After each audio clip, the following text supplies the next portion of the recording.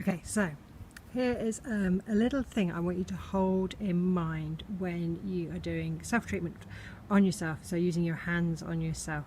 Now, the pressure that you use is like picking a really, really ripe raspberry, and luckily for me, we have some pretty ripe ones here.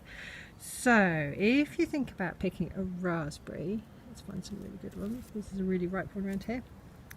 The pressure that you want to use is really gentle. So it's the kind of pressure that allows you to gently pull the raspberry, where's it gone? There it is.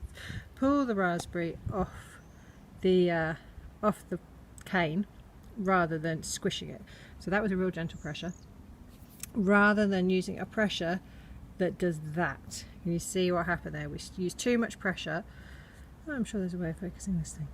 Too much pressure and we squish the raspberry. You don't want to use so much pressure that you squish the raspberry, although I get to eat that one now. So once again, I could play this game all day.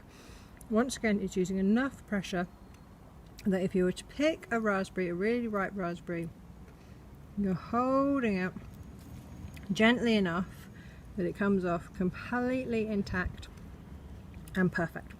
Cool, alrighty.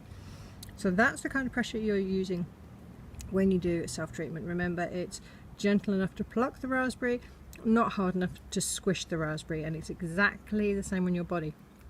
And you're using that level of pressure, the gentle pressure rather than the squished pressure, so that your brain sends out calming signals to your nervous system, and when your nervous system is calm, it allows the body to release those restrictions. Good stuff. Okay. So bearing that in mind, remember you're plucking raspberries, not squishing raspberries.